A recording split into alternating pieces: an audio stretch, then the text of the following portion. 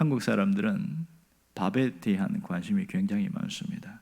그래서 우리가 쓰는 말 중에 밥에 대한 이야기가 의외로 참 많아요. 왜 그럴까 봤더니 이 밥에 절대 가치가 있기 때문에 그렇던 것을 알 수 있었습니다. 사람이 안부를 물을 때에 야, 요즘 밥은 먹고 사니? 이렇게 물어봅니다. 또 사람이 너무 얄미운 사람을 만나면 에이, 밥맛 없어 이렇게 이야기해요. 또 너무너무 힘든 사람, 또 재수 없는 사람 만나면 다 된 밥이 재 뿌리고 있네 이렇게 이야기를 해요. 그런가 하면 주위 사람들에게 너무너무 힘들고 또 어렵게 살고 그렇게 하면서 아픈 사람은 그래도 밥은 먹어야지 이렇게 이야기합니다. 어떤 좋은 일이 생겨서 누군가의 조금 도움을 받아서 뭔가 잘 되었을 때 이렇게 말합니다. 도와주셔서 고맙습니다. 제가 밥 한 끼 꼭 대접해 드리겠습니다. 이렇게 이야기를 합니다. 결국 보면 우리가 쓰는 말들 가운데 좋은 일이든 나쁜 일이든 밥에 대한 이야기가 의외로 많습니다. 사람이 무엇으로 사냐? 밥심으로 산다 이렇게 이야기합니다. 그러니 이 밥에 대한 이야기가 의외로 우리 삶과 밀접한 거죠. 오늘 본문에도 밥에 대한 이야기가 나오고 있습니다. 우리가 읽은 이 본문은 예수님의 7대 선언 중에 한 부분입니다. 요한복음에는 예수님의 7대 기적과 7대 선언이 나와 있어요. 7대 선언은 예수님이 나는 누구이다, 나는 무엇이다 이런 자기 선언을 말하고 있는데 그것이 오늘 이번 한 주간부터 오늘부터 해서 다음 부활주일까지 7대 선언에 대해서 함께 나누려고 합니다. 오늘 설교할 본문은 요한복음 6장 21절, 22절부터 71절까지의 긴 내용입니다. 그런데 오늘은 짧은 부분만 읽었습니다. 자, 이 내용은 예수님께 왔을 때 배고픈 군중들이 주님께 왔을 때 먹을 걸 달라고 하니까 뭐라고 얘기하냐면 35절에 나오는 것처럼 나는 생명의 떡이다 이런 얘기를 하는 거예요. 자, 이 말씀을 왜 이렇게 하게 됐는가? 요한복음 6장 맨 앞에 보면 뭐가 나옵니까? 오병이어의 기적이 나와요. 그래서 오병이어의 기적, 베세다 들판에서 나타난 그 기적은 깜짝 놀라게 만들었습니다. 그리고 기적을 맛본 이 사람들이 안도감을 느낀 거예요. 그리고 나서 예수님이 피했습니다. 사람들은 오병이어의 기적을 일으킨 예수님을 찾아다녔어요. 예수님이 가버나움에 있을 때 어떻게 알았는지 수소문해가지고 가버나움에 와서 저분을 우리의 왕으로 세워야 된다. 그 왕으로 세우려고 애를 쓴 거예요. 예수님 그걸 피한 거 아니겠어요? 그런데 와갖고 우리에게 모세가 떡을 준 것처럼 우리에게도 떡을 달라는 거예요. 우리가 계속 떡을 달라. 그래서 예수님 뭐라고 그러냐면 그때 만나를 준 것은 예수님 하나님께서 그들에게 생명을 주는 것이다. 지금도 우리에게 생명을 주신다 그러니까 계속 먹을 수 있는 만나를 주세요 이렇게 이야기했어요. 그때 예수님이 하신 말씀이 내가 생명의 떡이다 이렇게 얘기한 거예요. 이 말을 듣고 무슨 생각을 했을까? 희한하죠. 오병이어의 기적과 이 메시지 이후에 얼마나 고마운 일이 많았습니까? 그러면 받아 먹었으면 고맙습니다, 감사합니다 하고 함께 있어야 되는데 예수님이 나는 생명의 떡이다 이를 얘기를 하니까 사람들이 하나 둘 떠나가기 시작했습니다. 결국은 수천 명의 사람들이 예수님을 따라다니다가 이 사건 이후로 다 흩어졌어요. 다 흩어졌어요. 소수의 사람만 남아 있습니다. 그런데 왜 이렇게 됐냐면 결정적으로 단순히 생명의 떡이다 이런 얘기만 한 것이 아니라 한 걸음 더 나아가서 그 사람들 당황하게 만드는 메시지가 있었습니다. 이것이 바로 53절에서 55절까지의 말씀입니다. 우리 함께 읽어볼까요? 예수께서 이르시되 내가 진실로 진실로 너희에게 이르노니 인자의 살을 먹지 아니하고 인자의 피를 마시지 아니하면 너희 속에 생명이 없느니라. 내 살을 먹고 내 피를 마시는 자는 영생을 가졌고 마지막 날에 내가 그를 다시 살리리니 내 살은 참된 양식이요 내 피는 참된 음료로다 이렇게 말합니다. 지금 이 핵심 뭐예요? 예수님의 살과 살을 뜯어먹고 피를 마시라 이런 얘기하잖아요. 그러니까 사람들이 화들짝 놀란 거예요. 아니, 우리를 뭐 취급하냐는 거예요. 식인종 취급하는 거잖아요. 어떻게 예수님의 살과 피를 뭐 뜯어먹고 마시라고 이렇게 하느냐. 이게 이해가 안 되는 거예요. 이해가. 하늘에 떡을 달라고 그랬는데 자기가 생명의 떡이라고 그러지 않냐. 나를 뜯어먹고 뭐 마셔야 산다 뭐 이런 얘기를 하니까 도무지 이해가 안 되는 거예요. 자, 두 종류의 사람입니다. 저 사람 정신 나간 사람이다. 미치지 않고서는 저런 말 할 수가 없다. 그렇게 대부분 생각했습니다. 그래서 하나 둘 빠져나가기 시작하는데 예수님을 적극적으로 추종하는 사람들이 있었습니다. 다른 사람들을 제자다 이렇게 말합니다. 이 제자는 12제자가 아니고 예수님을 따라다니는, 예를 들면 뭐 70인천 도대라든지 그런 사람들이겠죠. 근데 그들도 어떻게 반응했는 줄 아세요? 자, 함께 66절 읽어봅시다. 그때부터 그의 제자 중에서 많은 사람이 떠나가고 다시 그와 함께 다니지 아니하더라. 이 제자가 누구냐면 12제자 외에 열심히 충성하는 사람들 다 떠나갔어요. 가고 싹 썰물처럼 다 빠져나가고 있습니다. 그때 예수님이 또 한마디 합니다. 너희도 가려느냐? 그렇게 이야기해요. 그때 베드로가 툭 튀어나와서 뭐라고 하는지 아세요? 영생의 말씀이 여기 있사오니 내가 어디를 가오리까? 이럽니다. 영생의 말씀이. 자, 똑같은 예수님이 하신 말씀을 들었는데 반응이 완전 달랐어요. 한 사람은 정신 나가고 미친 사람이라고 취급하고 그렇게 해서 떠나간 사람이 있는가 하면, 어떤 사람은 주님이 무슨 말씀을 하신지 내가 이해는 못하지만 이유가 있겠지 하고 따라다니는 사람이 있습니다. 베드로처럼 내 살을 먹고 내 피를 마셔야 된다, 그래도 영생의 말씀이 여기 있으니 내가 주님을 따라다니겠습니다, 이렇게 이야기하는 사람들이 있던 거예요. 자, 이것이 2000년 전에 있었던 일입니다. 여러분은 어느 편에 속합니까? 여러분은 그렇게 열심히 따라다녔지만 이 이상한 말 하는 거 내가 받아들일 수 없다고 미친 소리도 하고 떠나간 그 사람들입니까? 아니면 베드로와 같은 무리 속에 있습니까? 나는 지금 어느 편에 서 있느냐? 한번 우리가 스스로를 따져봐야 되는 겁니다. 자, 여기서 우리가 풀어야 될 게 뭐냐면, 예수님이 나는 생명의 떡이다 이런 얘기를 했는데 그 떡에 대한 이유가 뭐냐는 거예요. 그것이 뭐냐는 거예요. 결론적으로 보면 생명의 떡은 예수님 자신을 말하고 있습니다. 나는 생명의 떡이다. 그것은 예수님의 거룩한 자기 선언이라고 할 수 있겠지요. 예수님의 자기 선언, 자기 선포를 통해서 주님이 누구신가 하는 것을 사람들에게 직접 보여주는 거예요. 7가지 예수님의 자기 선언은 각각 다른 빛깔로 나타나는 예수님의 모습입니다. 오늘 여기서 생명의 떡이다 하는 것은, 이 핵심 메시지는 뭐예요? 예수님은 하늘에서 내려온 양식이고 예수님은 사람을 살리는 하나님이시다. 생명의 떡은 살린다는 것에 핵심이 있습니다. 그러므로 이 말 속에는 예수님의 신성, 하나님 되심을 보여주고 있는 것이죠.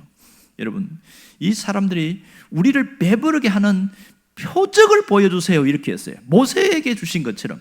그럴 때 예수님이 나는 생명의 떡이다, 그것이 표적이다 이렇게 이야기했습니다.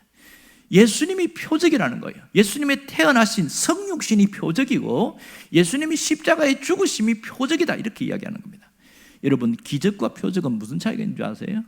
기적은 놀라운 사건이고 표적은 그 사건 속에 하나님의 하나님 되심을 보여주는 것이 표적이라는 사실입니다.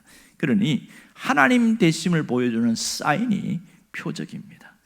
오늘 우리에게 주시는 메시지가 무엇입니까? 주님이 우리의 삶에도 표적을 행하신다는 사실이에요. 여러분, 우리는 기도 응답이라는 그런 과정을 통해서 나타날 때가 있는데 때로는 기적이다 그렇지만은 여기에 하나님의 하나님 되심을 드러내는 것이 표적이 됩니다. 그러니 어떤 사람에게는 똑같은 응답이라도 기적으로만 끝나는 사람이 있고 표적으로 느껴지는 사람이 있습니다. 이건 하나님이 내게 하신 일이야, 하나님의 사인이야, 내가 어떻게 살기를 원하시는 하나님의 부르심이야, 이렇게 받아들이는 사람은 표적이 된다는 사실입니다. 그러므로 전적으로 이 표적에, 하나님의 사인 앞에 믿음의 표지판을 세우는 것이 우리가 해야 할 일입니다. 이것이 신앙의 본질입니다.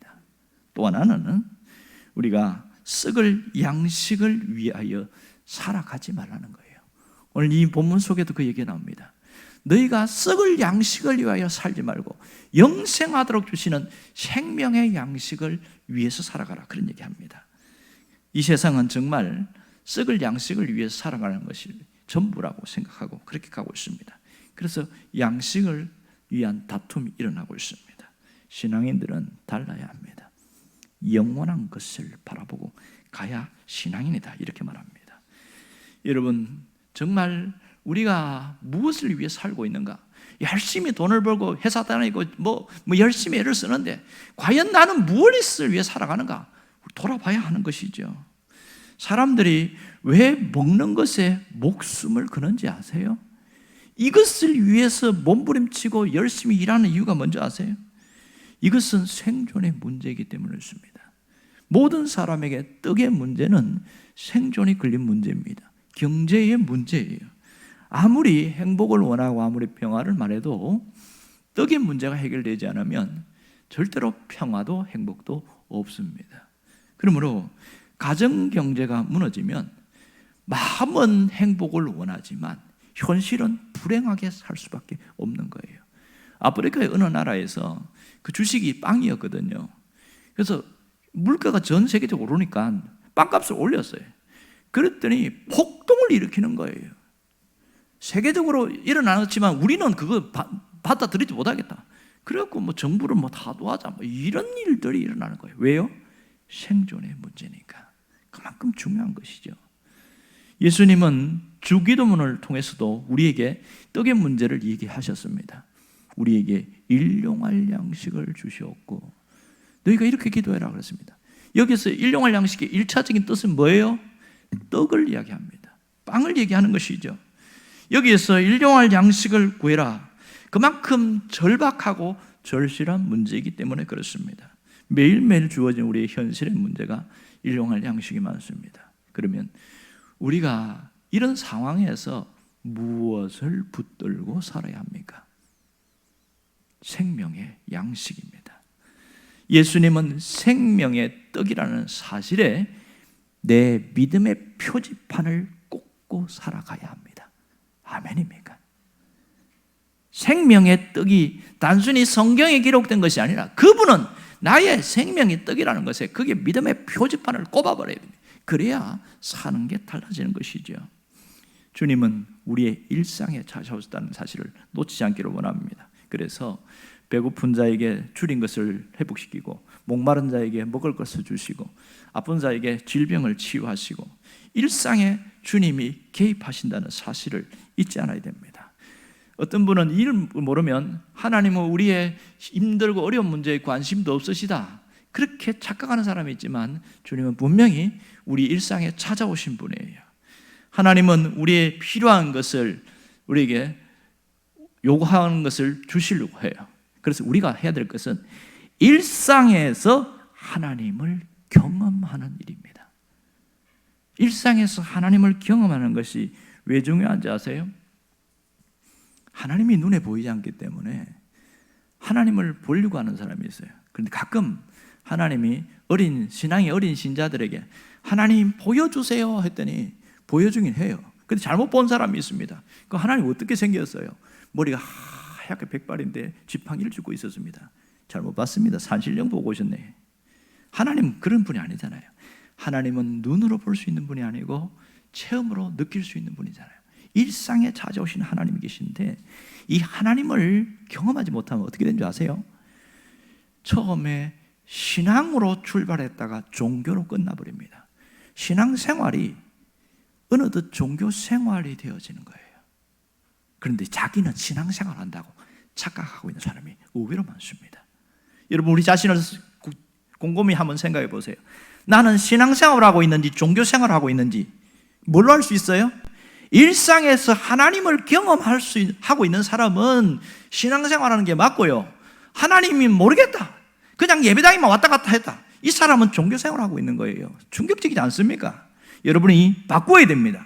종교생활에서 신앙생활로 돌아서야 참된 신앙이 뭔지를 알 수 있습니다. 여러분, 일상에서 하나님을 경험하는 사람은 뭘 느낀지 아세요? 신앙의 맛을 압니다. 신앙의 맛. 신앙은 하나님을 알아가는 과정입니다. 하나님을 체험하는 과정이에요. 영적인 맛을 느껴야 야 이거구나. 그래서 이 맛을 아는 사람은 어떤 분이 그런 이야기 하죠. 목사님, 신앙생활하는 게 너무 재미있습니다. 뭐가 재미있어요?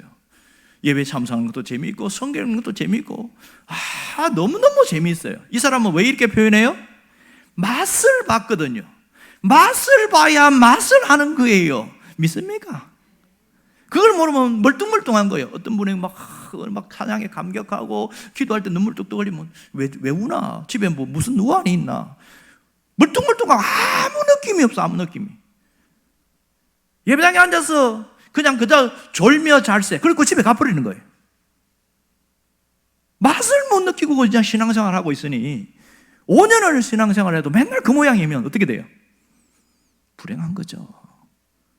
불행한 거예요. 여기서 탈출할 수 있기를 바랍니다. 탈출해야 됩니다.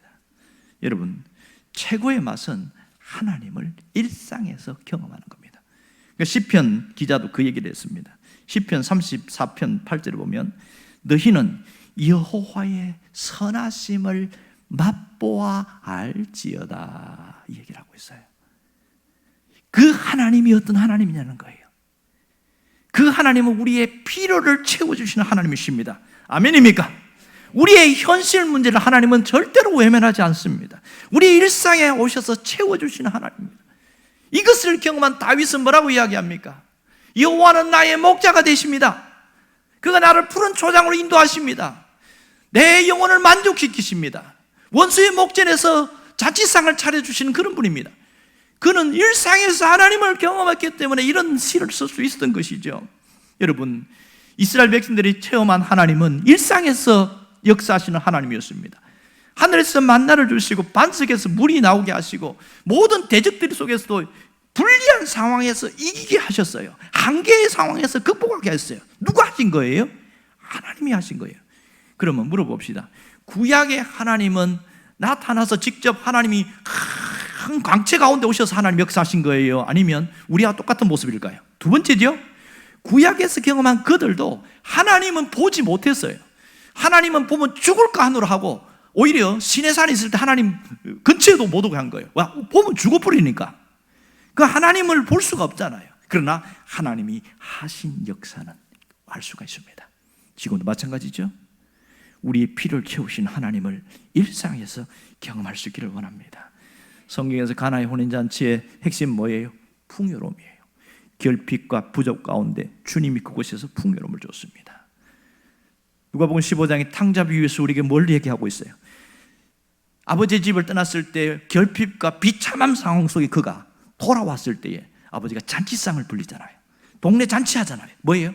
풍요로움입니다. 신앙생활을 하는 사람들에게 내 마음을 하나님께로 향하게 될 때 어떤 역사가 일어나요? 풍요로움이 생기는 겁니다. 왜? 채워주시니까. 일상에서 하나님께서 채워주시는 그 역사를 경험해야 이 신앙생활이 너무 재밌다 이런 얘기 하는 거예요. 이런 체험을 할 수 있기를 바랍니다. 이런 경험이 나타나기를 원합니다. 하나님은 그냥 저 하늘에만 계신 하나님이 아니라 내려오셔서 우리와 가까이 오시고 우리의 삶 속에도 개입하시는 하나님인 것을 몸소 체험해야 됩니다. 우리가 이것을 체험하는 사람은 하루에 3끼 밥을 먹잖아요. 그러면서 밥을 먹으면서 물론 짧지만은 감사 기도를 하는 것은 그 하나님의 살아계심을 인정하기 때문에 그렇습니다. 하나님이 오늘 먹여주셨다면 내일도 먹여줄 것을 믿을 수 있기를 바랍니다. 얼마 전에 1년 전에 하나님이 몇 년 전에 하나님이 정말 어려운 가운데서 이 문제를 해결해 주신 것을 그것을 경험했다면 지금 있는 현실의 문제도 똑같이 하나님이 해결해 줄 것을 믿기를 바랍니다. 이것이 일상에서 경험하는 하나님에 대한 체험입니다. 오늘 이것을 강조하는 이유가 뭘까요? 강조하는 이유가 뭐예요? 썩어질 떡으로만 살지 말고 영원한 생명으로 살아가라는 거예요. 신앙생활이 달라져야 한다는 것이죠. 여러분, 떡으로만 살지 말고 떡을 주신 주님을 바라보고 살아갈 수 있기를 바랍니다. 우리는 정말 떡이 아닌 떡을 주신 그분에게 초점 맞춰야 되는데 어느 순간부터 자꾸 우리 눈이 떡에 관심을 갖게 되어집니다. 언젠가 종종 한 이야기가 기억나시죠? 아버지가 외국만 갔다 오면 국내에서는 볼 수 없는 진귀한 장난감이나 또 여러 가지를 사갖고 와요. 와, 애들이 너무 환호를 하는 거예요. 그러니까 아버지가 외국 간다 그러면 막 기대하는 거예요. 그래서 이번엔 뭐 사올까? 그러니까 자주 외국 출장 가다가 오니까 어느 날부터 아버지를 기대하는 게 아니라 아버지 손에 있는 선물을 기대하게 되는 거예요. 그래서 문을 열고 딱 들어오면 아빠 하고 눈이 어디로 갈까요? 아버지가 아니고 손에 있는 가방을 갖고 확 닦아채가지고 집에 들어가는 거예요. 그 아버지가 어느 날부터 서운하더라는 거야. 이 녀석이 왜 이 모양이 됐을까? 이게 우리의 모습 아닙니까? 처음 신앙생활할 때는 하나님께 초점을 맞추고 그렇게 살다가 어느 날부터 하나님이 주시는 응답에 맞추어서 그러게 되고 어느 날 아버지가 뭐예요? 가서 그냥 왔어요. 그랬더니 얘가 팍 주저앉았고 엉엉 우는 거예요. 왜 선물 안 사왔냐고. 선물은 사오기로 약속한 게 아니잖아요. 바빠서 못 사왔더니 와 이거 펑펑 울면서 아빠가 그럴 수 있냐고. 이게 우리의 모습 아니냐고요. 잘못돼도 한참 잘못됐습니다. 무엇이 잘못됐습니까? 떡에만 관심을 갖고 떡에 초점을 맞추어 살아가기 때문에 나타나는 현실입니다. 여러분, 주님이 우리에게 떡을 주시는 목적이 뭘까요? 이 떡 먹고 배부르게 살고 그냥 잘 먹고 잘 살아라, 그게 목적이 아니에요. 떡을 주신 목적은 눈의 초점, 내 시각이 달라지기를 원하는 거예요. 이스라엘 백성들에게 만나를 주신 이유는 만나를 위해 살지 말고 만나를 주신 하나님을 기억하고 살아라고 그랬잖아요. 예수님이 배고팠을 때 40일 굶었을 때 무슨 일이 일어났어요? 떡 갖고 이야기했잖아요. 마귀가 와서 여기 널려있는 떡 만들어 먹으면 얼마나 낫겠냐고, 먹어봐라 그랬더니 되게 유치하죠. 근데 이게 생존의 문제거든요. 그때 예수님이 무슨 얘기했어요? 신명기 8장 말씀을 딱 들으면서 사람이 떡으로만 살 것이 아니요 하나님의 입에서 나오는 모든 말씀을 살 것이다. 무슨 말이에요? 떡을 주신 하나님을 기억하고 살아야 된다. 한마디도 못하고 떠나가 버리잖아요. 우리가 이렇게 살아야 됩니다. 여러분, 우리가 떡을 위해 살아가다 보면 무슨 문제가 생긴지 아세요? 문제가 심각해져요. 옛날에는 없는 병이 생긴 것은 과체중 때문에 그래요. 떡을 위해 살았는데 떡이 우리에게 비수같이 꽂혀가지고 질병을 가져다 주는 일이 너무나 많은지 모릅니다. 떡을 위해 살았는데 그 떡이 우리를 공격해서 더 비참하게 만듭니다.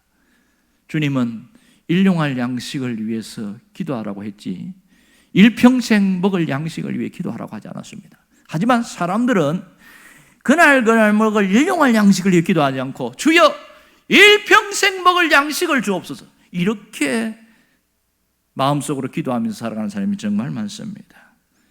여러분, 필요를 위해 구해야 하지 평생 먹을 양식을 구하는 것은 욕망이고 욕심입니다. 이것이 잘못된 것이죠. 왜 이렇게 바뀌었어요? 그것은 눈에 보이지 않는 마귀의 집요한 유혹 때문에 그렇습니다. 이 평생 내가 안전하게 먹고 그렇게 창고를 누리고 그렇게 잘 수 있는 그런 것을 위해 사는 것은 그 안에 있는 욕망을 부추기기 때문에 그렇습니다. 여러분, 많은 사람들이 그래서 욕망에 가득 찬 기도를 하고 있다는 사실입니다. 욕망은 물질에 집착하는 삶을 살게 만듭니다. 물질에 집착하는 삶. 그런데 자기는 몰라요. 하나님을 믿는다고 하는데 물질에 집착해. 누가 앞서 있습니까? 하나님입니까? 물질입니까? 당연히 물질이죠. 그런데 하나님을 위해 산다고 얘기를 해요. 물질에 집착하는 그 삶의 깊은 곳에는 뭐가 있습니까? 욕망이 있습니다. 탐욕이 있어요. 그 욕망에 사로잡히면 욕망의 노예가 되어버린다는 사실을 잊지 않아야 됩니다. 그러므로 이 물질에 집착하면 모든 보는 시야가 뒤틀려 버려요. 왜곡되고 시야가 가려져요. 말을 하는데 귀에 들리지 않아요. 지금 잘못된 길을 가고 있어서 바른 말을 하면 듣기 싫어합니다. 그런 말 하지 말라는 거예요. 집사님, 그렇게 신앙생활하면 망합니다. 정신 차리세요. 그 말 하지 말라는 거예요. 잘 됩니다. 집사님 열심히 기도하면 하나님 응답하십니다. 그런 말만 해달라는 거예요. 이게 욕망에 사로잡힌 사람들에게 나타나는 현상입니다. 여러분, 우리는 떡을 구해야 하는 게 맞아요. 하지만 떡만을 구하면 떡이 우리를 배신한다는 사실을 알아야 됩니다. 여러분, 주님은 떡을 위해서만 살아가라고 이야기하지 않았습니다. 떡은 필요하지만 그 떡을 주신 하나님을 기억하고 살아라, 그 얘기를 하고 있다는 것을 잊지 않기를 원합니다. 여러분, 내가 이 세상에 주는 것에 사로잡히지 않으려면 어떻게 해야 되냐? 예수님이 생명의 떡임을 알고 그 믿음 안에서 살아야 됩니다. 그래서 제가 그걸 뭐라고 그랬어요? 생명의 떡이신 예수님께 믿음의 표지판을 꽂으세요. 그런 얘기를 한 거예요. 그래야 중심이 흔들리지 않습니다. 그런 가운데에서 일상에서 하나님을 경험하게 되는 거예요. 떡은 우리가 늘 필요하기 때문에 그 속에 역사하시는 하나님을 경험하는 사람은 새로운 세계에 들어가게 되어집니다. 내가 떡으로만 살지 않겠다, 그런 마음의 결심이 있기를 원합니다. 하나님께 집중하며 살아가겠다, 그런 마음이 있기를 원합니다. 그래서 주님이 앞에 27절에 보면 무슨 얘기하는지 아세요? 썩을 양식을 위하여 일하지 말고 영생하도록 있는 양식을 위하여 하라, 이런 얘기를 했습니다. 떡만을 위해서 살지 말라고 주님이 말씀하신 것이죠. 그럼 어떻게 살아야 돼요? 생명의 떡이신 예수님을 먹어야 합니다. 예수님을 먹어야 합니다.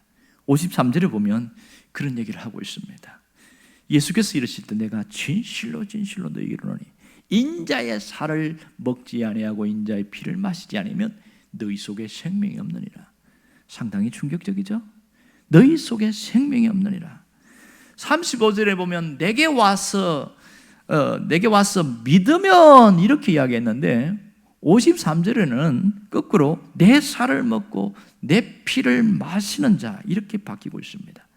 예수님의 살을 먹고 피를 마시는 게 뭐냐? 이것이 상당히 이해가 안 되는 거예요. 일단은 결론부터 내리고 가봅시다. 믿음이 뭐냐? 예수님의 살과 피를 먹고 마시는 것이 믿음이다. 이걸 먼저 기억해야 됩니다. 그런데 우리의 믿음은 너무 피상적일 때가 많아요.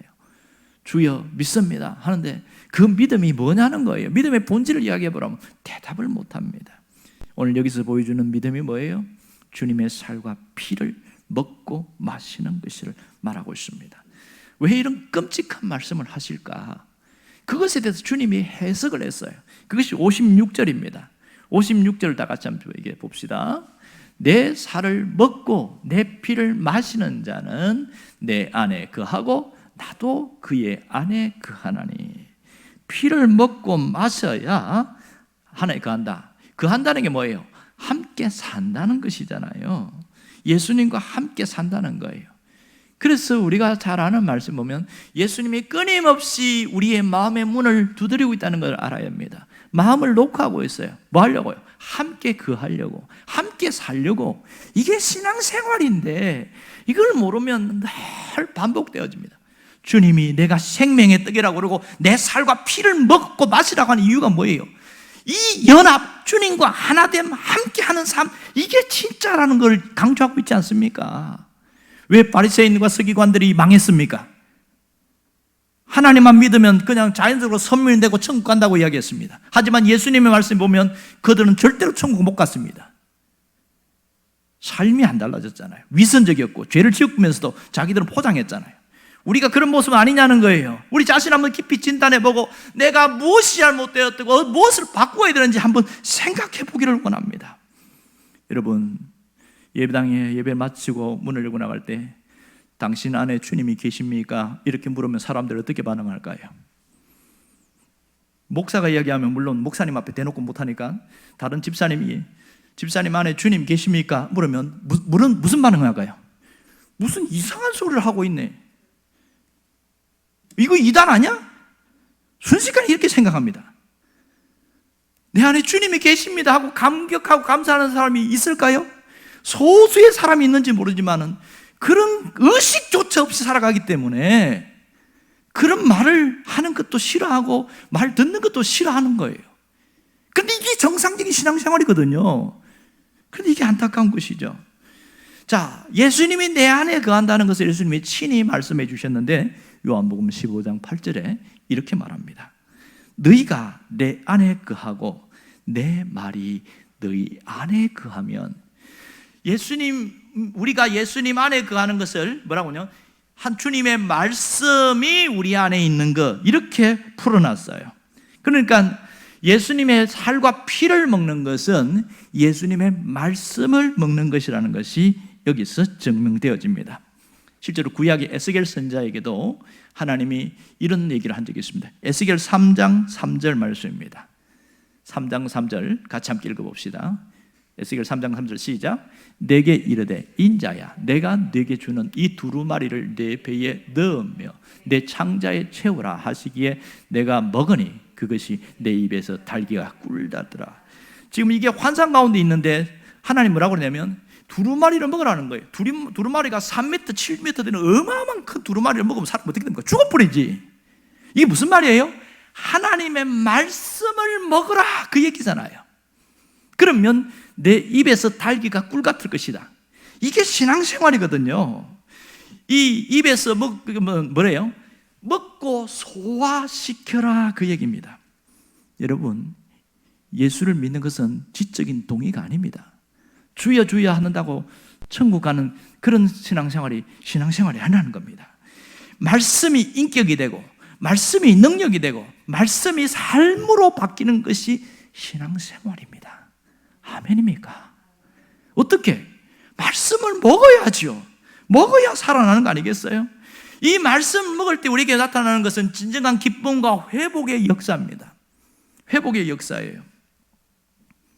말씀을 안 먹으면 아무리 좋은 걸 갖다 줘도 매번 제자리 걸음합니다. 여러분, 떡 아까 이야기했지만 떡만을 위해 살아가서 내가 굉장히 행복해요. 그랬는데 채워지느냐는 겁니다. 여러분, 왜 좋은 침대에서 자는데 잠이 안 올까요? 왜 마음껏 먹고 하는데 좋은 음식을 먹는데 왜 우울할까요? 내가 이렇게 배부른데 왜 만족하지 못할까요? 왜 다른 사람보다 내가 많이 가졌는데 왜 내가 불행하다고 생각할까요? 그것은 그 속에 말씀이 없어서 그래. 말씀을 먹는 이 식음작용, 그 소화시키는 소화작용이 없어요. 어떻게 살아요? 말씀 듣는 거예요, 그냥. 이게 문제인 것이죠. 여러분 안에 하나님의 말씀이 그 속에 들어가서 마음의 기쁨과 감격과 이런 회복 역사가 있기를 원합니다. 내가 오늘 무슨 결단해야 돼요? 말씀을 먹으리라. 아멘입니까? 말씀을 먹으리라. 하나님의 말씀이 선포되는 설교는 말씀을 먹는 시간입니다. 말씀을 먹으려고 하면 자세가 중요합니다. 일단 어떻게 해야 돼요? 마음을 열고 하나님의 말씀을 들으려고 하는 거예요. 또 하나 그 마음속에 말씀을 취사 선택하는 태도 버려야 됩니다. 좋은 것은 받아들이고 별로 듣기 싫은 것은 밀어내는 그런 평가하는 태도나 취사 선택을 버려야 됩니다. 하나님 말씀 어떻게 들어야 돼요? 오늘 내게 주시는 주의 음성으로 들어야 합니다. 주의 음성, 그것이 말씀을 먹는 자입니다. 이런 가운데 우리에게 있는 방해 요소를 제거해야 됩니다. 가장 우리의 말씀 먹는 데 방해하는 게 핸드폰입니다. 예배 시간에 거의 우리 교인들은 없지만 가끔 오는 분들 보면 예배 시간 내내 휴대폰 갖고 만지고 있어요. 검색하고 문자 보내고 카톡하고 잘못됐거든요. 그런데 자기가 잘못된 거 인식을 못하고 있어요. 왜 휴대폰 보세요? 그랬더니 그냥요 그러는 거예요. 습관이야, 습관. 여러분, 예배 시간에는 휴대폰에 손에 안 가기를 바랍니다. 받지도 말고. 그러니까 미리 오기 전에 진동으로 해놓으라고 하는 이유가 뭐예요? 예배를 온전히 드리기 위해서 아니겠어요? 근데 우리 교인들 훈련이 잘 돼서 잘 되지만 가끔 한두 분들은 까먹는 분이 있어요. 그래서 이상한 음악이 벨소리도 들리기도 하고 또 그렇게 전화 오면 받아요. 아, 여보세요, 지금 예배 중인데요. 그것도 진짜 무례한 일이라는 걸 자기가 몰라. 그리고 막 문자 보내고 카톡 하면서 잘못됐어요. 이 사람은 말씀을 듣는 거예요, 먹는 거예요? 듣는 거죠. 뭘 먹는다고 말할 수 있겠습니까? 또 하나 가장 중요한 게 뭔지 아세요? 말씀이 전해질 때에 눈과 눈이 마주치는 아이 컨택이 있어야 됩니다. 어떤 분은 설교 들을 때에 먼 하늘을 보거나 꽃을 보는 거예요. 오늘 꽃이 되게 보라색이네. 오늘 왜 꽃이 떨어졌을까? 지난주 몇 개 떨어졌을까? 별 생각 다 하는 거예요. 그리고 앞에 있는 성경을 봐요. 왜 그래요? 왜? 집중해야지. 이 눈과 눈에 집중될 때에 하나님의 역사가 나타난다는 것을 잊지 않기를 원합니다. 처음부터 자세가 잘못되니까 이게 아무리 말씀을 전해도 먹을지를 못하는 거야. 그러니까 내 영혼이 공허해. 내 삶이 공허해. 기도해도 응답이 없어. 원인은 어디에 있습니까? 말씀을 먹지 않았기 때문에 나타나는 현상입니다. 제대로 먹어야 되고 잘 먹어야 됩니다. 말씀이 내 안에서 소화되어지면요, 말씀이 역사해요. 말씀이 역사한단 말입니다. 그러므로 우리가 말씀을 먹는 것이 중요합니다. 어떤 여자 성도가 하나님의 말씀을 먹고 마시는 것을 몰랐어요.